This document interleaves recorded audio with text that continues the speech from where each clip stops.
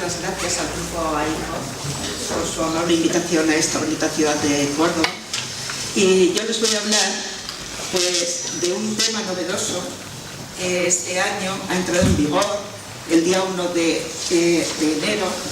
Es el nuevo sistema para la valoración de los daños y perjuicios causados a las personas en accidentes de circulación, el ya conocido por todos como baremo. Está encuadrado en la Ley 35/2015. Este baremo, la valoración del daño corporal ha tenido pues una trayectoria desde el año 1988.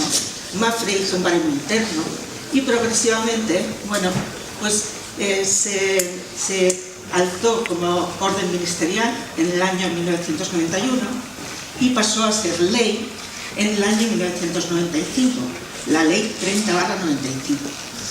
Luego hubo una modificación a nivel de lo que es el baremo médico de la tabla sexta que dio lugar a la Ley 34/2003 y en el año 2004 el sistema de valoración lo encuadraron en la Ley de Responsabilidad Civil y Seguros como un anexo en el Real Decreto del 2004, publicado el día 8 del 2014. Han pasado 20 años, más de 20 años, desde que se estableció la ley. Entonces, se ha visto la necesidad de crear lo que es un cambio en esta ley. Sobre todo para igualarlo a equiparar las indemnizaciones a los otros países de la Unión Europea. Este cambio en el baremo, en la ley, tenía la prioridad de indemnizar de forma adecuada la muerte y los grandes lesionados, es decir, en definitiva, las lesiones objetivas, darle la prioridad y la importancia que se merecen, en detrimento de las lesiones menores o contusiones que se basan en síntomas subjetivos. Resumir en 20 minutos lo que es toda la ley es harto complicado. Entonces, les voy a dar unas pinceladas que considero que a ustedes en este foro les puede resultar de utilidad. En el artículo 1 de esta ley, hubo un cambio en el artículo 1, mejor dicho. Ustedes saben que las aseguradoras tenemos el deber de indemnizar los daños y perjuicios que se causen a las personas, a los bienes y los gastos. Entonces, en el artículo 1 dice que el conductor es el responsable de esos daños a las personas y a los bienes.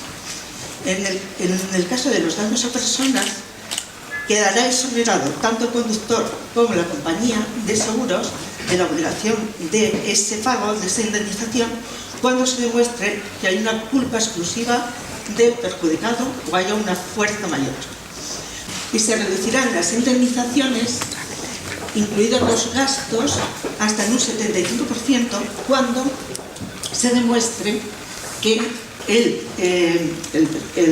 la víctima tenga una culpa concurrente por un uso inadecuado del casco, del cinturón de seguridad o de otros elementos protectores. Esta reducción no se va a producir en las víctimas que tengan menos de 14 años, salvo que se demuestre que haya tenido una conducta dolosa. Y tampoco en los perjudicados que tengan un menoscabo físico, intelectual, sensorial u orgánico. No se suprime la indemnización y se excluye, esto es importante, la acción de repetición contra los padres o tutores legales. Cuando la víctima incumple también su deber de mitigar el daño, también se puede recoger la reducción de la indemnización del 75%. En el artículo 7.1, se trata de las obligaciones de la aseguradora y del perjudicado. La obligación de la aseguradora, como hemos dicho, es resarcir los daños que han tenido lugar en ese accidente. Y ¿Y el perjudicado qué tiene que hacer? Pues el perjudicado nos tiene que presentar una reclamación extrajudicial a la compañía. Nos tiene que comunicar que ha tenido un siniestro. Entonces la aseguradora tiene que tomar una parte activa en procurar y ágil para favorecer que se indemnice adecuadamente y una agilidad importante en el trámite. La aseguradora tiene la obligación de, desde que presenta la reclamación extrajudicial, a los 3 meses como mucho, tiene que enviar una oferta motivada cuando se cree responsable de ese accidente y puede cuantificar adecuadamente los daños, o una respuesta motivada. La respuesta motivada, la diferencia es que en la respuesta motivada la aseguradora no tiene clara la responsabilidad o no puede cuantificar el daño.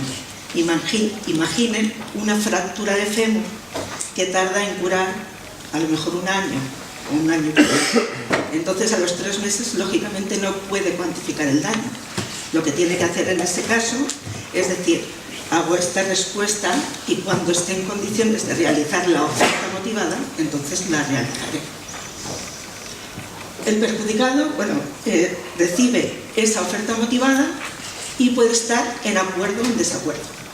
Si está en desacuerdo, pues entonces lo que tiene que hacer, tiene otras opciones, que es o ir a la demanda, realizar una demanda, pero en esta ley marcan que pueden hacer uso o pueden utilizar o demandar una pericial privada, pericial independiente, al Instituto de Medicina Legal.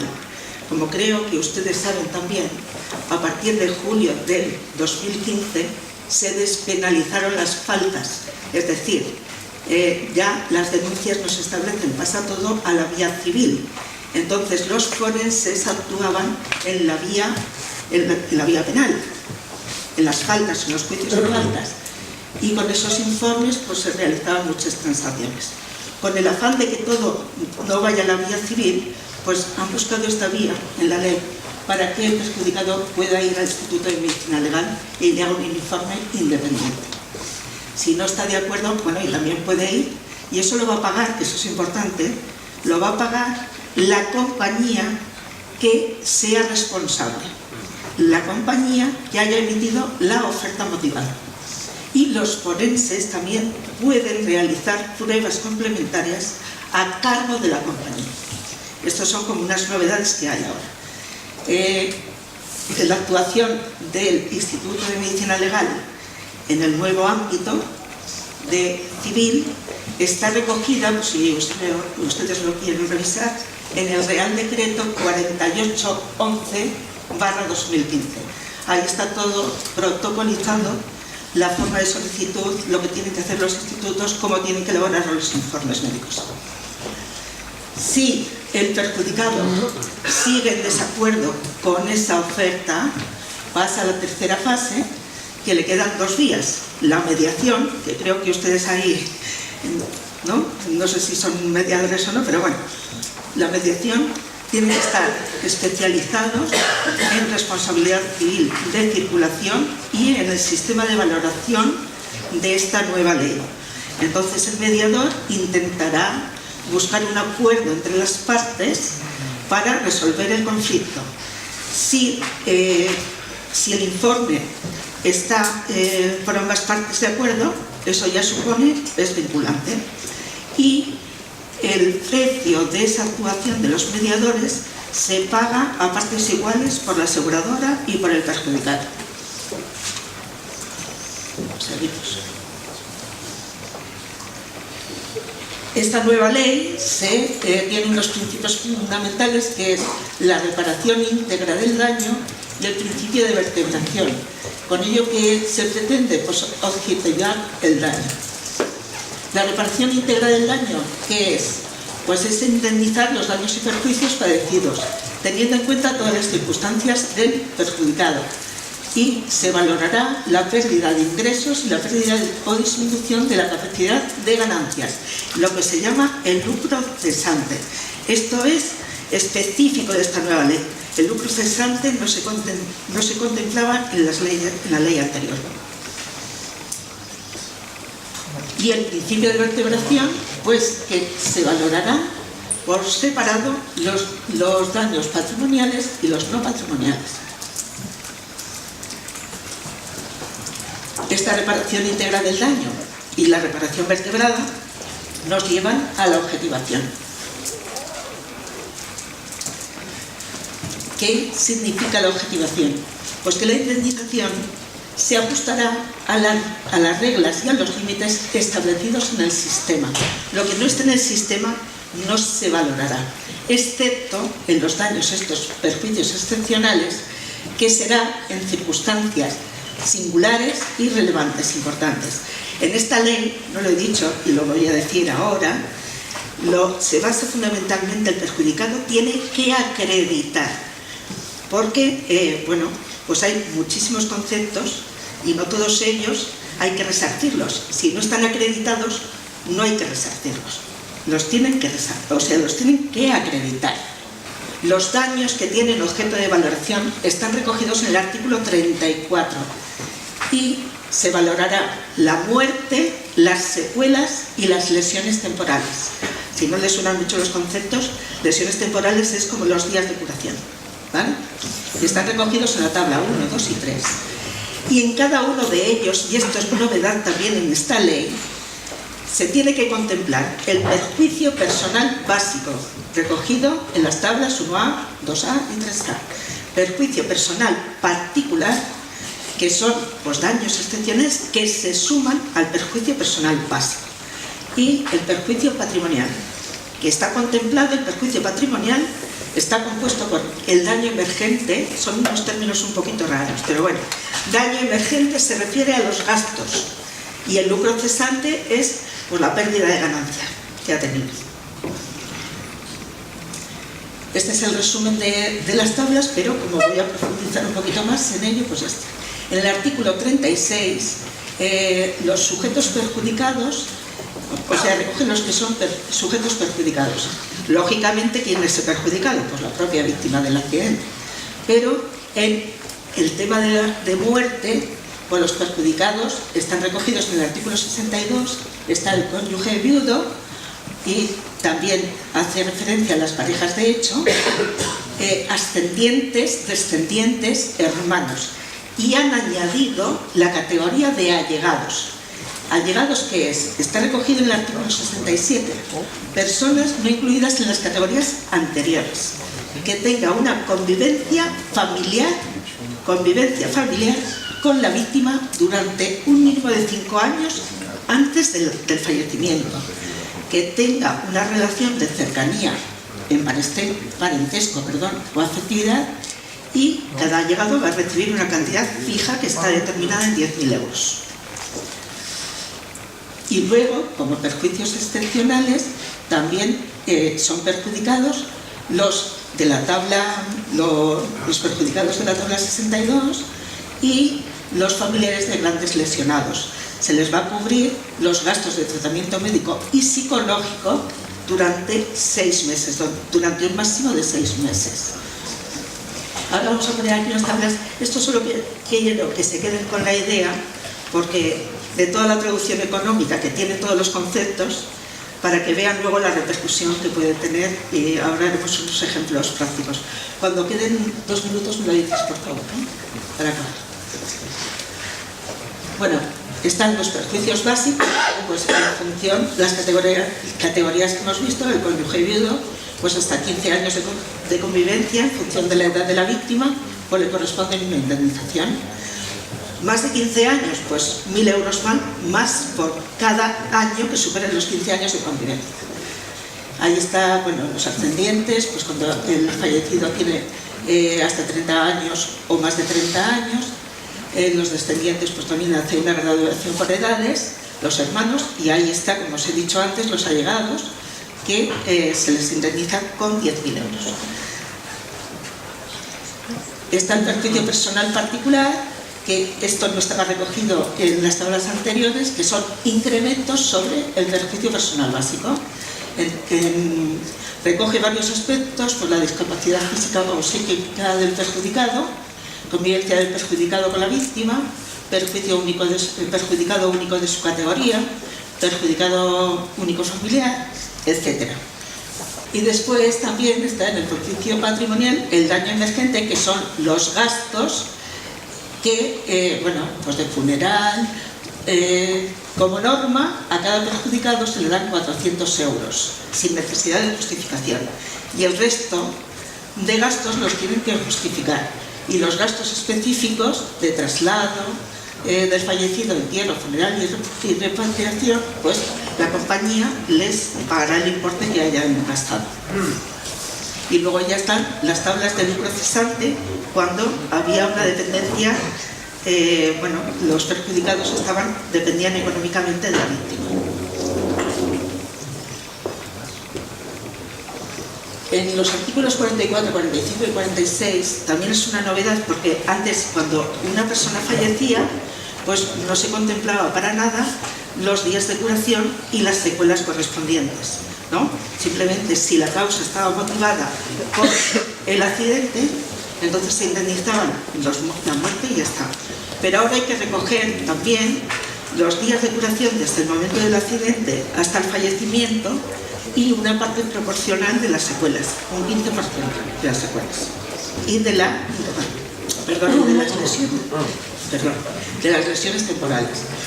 En esto tiene que ver mucho la parte médica, porque, pues tenemos que hacer unos informes médicos, tenemos que realizar unas valoraciones. Y entonces, un artículo importante también en esta ley, que es como novedad, es la necesidad de que el lesionado debe prestar la colaboración necesaria para que el médico pueda hacer una valoración en condiciones. Cuando no se permita realizar, cuando los letrados que lleven a esos lesionados no permitan realizar esa visita a los médicos de las compañías, entonces, pues en el caso de que hubiera intereses moratorios, pues entonces no tendrían derecho a esos intereses, ¿vale?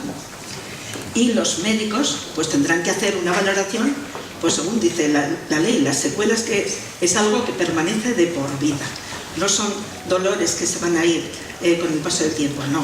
Es algo que después de realizar un tratamiento llega un momento que ya no se puede resolver más. El baremo médico está incluido en la tabla 2A1 y hay 10 capítulos en función de los sistemas corporales que tenemos.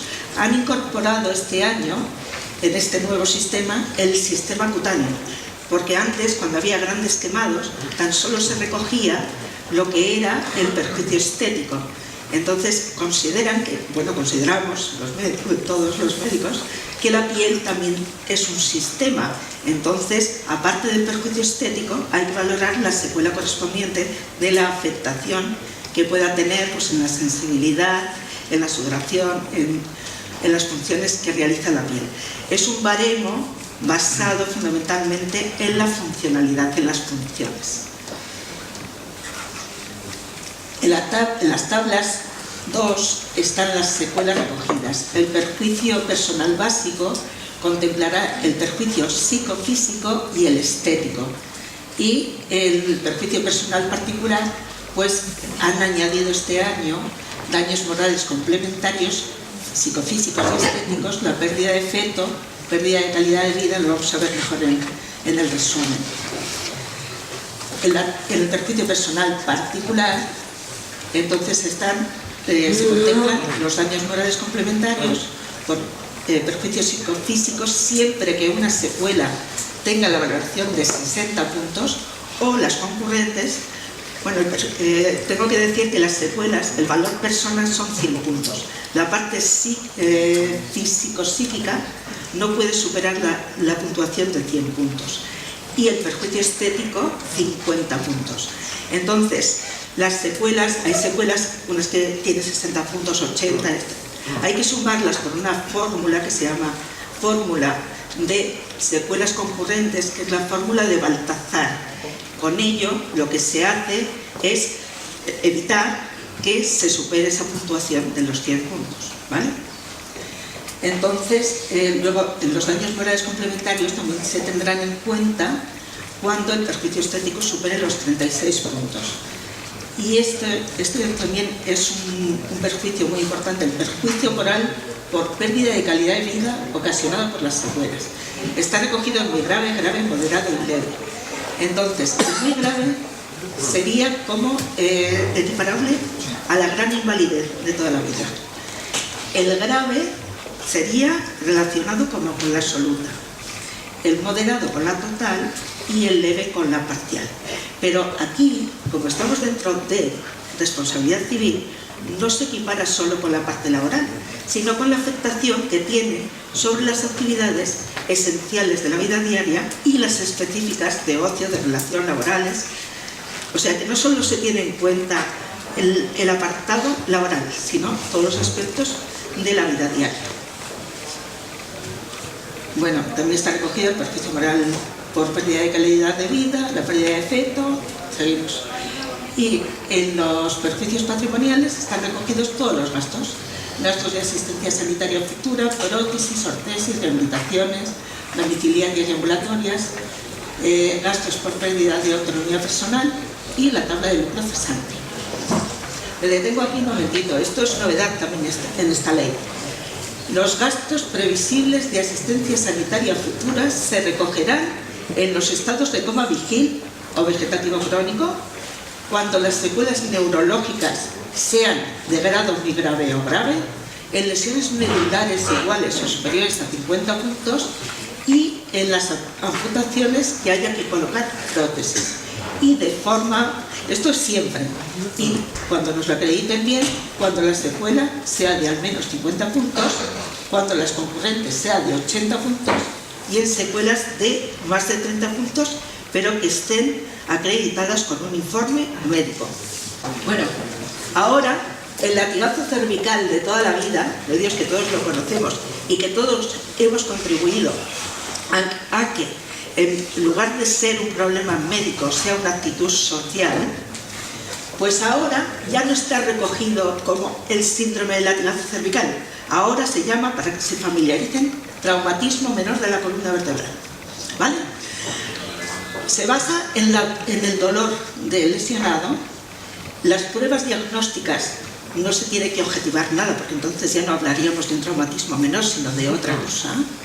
Y para decir que es un traumatismo menor de columna vertebral, tiene que cumplir los criterios de causalidad que se indican aquí, de exclusión, que no sea motivado por otra causa, cronológico, que desde que tiene el accidente hasta la atención clínica o presente los síntomas, no pueden superar las 72 horas. Que topográfico, que coincida el lugar lesionado con lo que es realmente las lesiones, o sea, el accidente. Y de intensidad, ahí está recogido las pruebas biomecánicas. Tiene que haber una intensidad suficiente para desarrollar el mecanismo y que se pueda determinar que sea un latigazo cervical. Está recogido esto en el apartado de lesiones temporales, es decir, lesiones temporales son días de curación y excepcionalmente, ahí lo ponemos, excepcionalmente se podrá contemplar alguna secuela siempre que esté muy justificada, siempre que haya un informe médico concluyente que desglose y determine que hay una secuela. Una contractura muscular no es una secuela, la tenemos todos los que estamos en esta sala. Una rectificación de la columna vertebral tampoco es una secuela, es algo fisiológico con la edad, ¿vale? Os lo digo así para que tengáis un poquito los conceptos claros de lo que es el latigazo cervical. Venga, seguimos. Y aquí está, pues, las lesiones temporales. El perjuicio personal básico sería como los días no impeditivos que tenemos actualmente, ¿vale? Familiarizaros con estos términos porque ha cambiado todo. Perjuicio personal básico sería como los días no impeditivos. Y en el perjuicio personal particular estaría el moderado, sería como los días de impedimento actuales, ¿vale? Y dentro de moderado, muy grave y grave serían los hospitalarios, que están divididos. Muy grave cuando está el lesionado en la UCI y grave cuando está en el hospital. Y también, como novedad, se van a resarcir las intervenciones quirúrgicas de 400 a 1.600 euros. ¿Vale? Eso, según unos nomenclatos, unas clasificaciones de la Organización Médica, bueno, de cirugía y de anestesia, pues se dará una graduación a cada una, a esa horquilla indemnizatoria. Y luego en el perjuicio patrimonial, pues están los gastos de asistencia sanitaria y otros gastos. Y ahora os voy a poner dos ejemplos para que veáis. Están valorados con la ley 30/95 y con lo que supondría ahora la valoración. Uno de fallecimiento y otro de lesiones. Mujer de 50 años, divorciada, de profesión abogada, con ingresos netos anuales de 100.000 euros. Dos hijos, uno de 20 años y otro de 12, estudiantes. Viven los dos padres de la fallecida, uno con 85 años y otro con 80. Tienen convivencia con la víctima, pero no dependen económicamente de la misma. Entonces aquí tenéis la diferencia, o sea, el perjuicio personal básico, lo que le corresponde por las tablas que hemos hablado. El perjuicio personal básico con el 30/95 sería 172.000 euros y con el nuevo, con la nueva ley 35/2015, 250.000. Y en los perjuicios patrimoniales, la diferencia sería, en esta ley no se valoraría nada, y en los gastos me refiero, y en esta 1.600 euros. En definitiva, que la indemnización con el sistema anterior, 30/95, sería de 305.074 y en la nueva 941.000. Como veis, donde más, me acerco aquí, donde más relevancia hay o diferencia hay es en el lucro cesante, ¿vale? Esa es la diferencia de lo que se pagaba en el año, bueno, hasta el 1 de enero, o sea, el que haya tenido la desgracia de fallecer el 31 de diciembre, estará con el sistema antiguo. Y si hubiera fallecido, Dios no lo quiere porque nadie quiere las muertes, el 1 de enero cobraría 940, ¿vale? Y luego tenemos otro, ya por último, para terminar,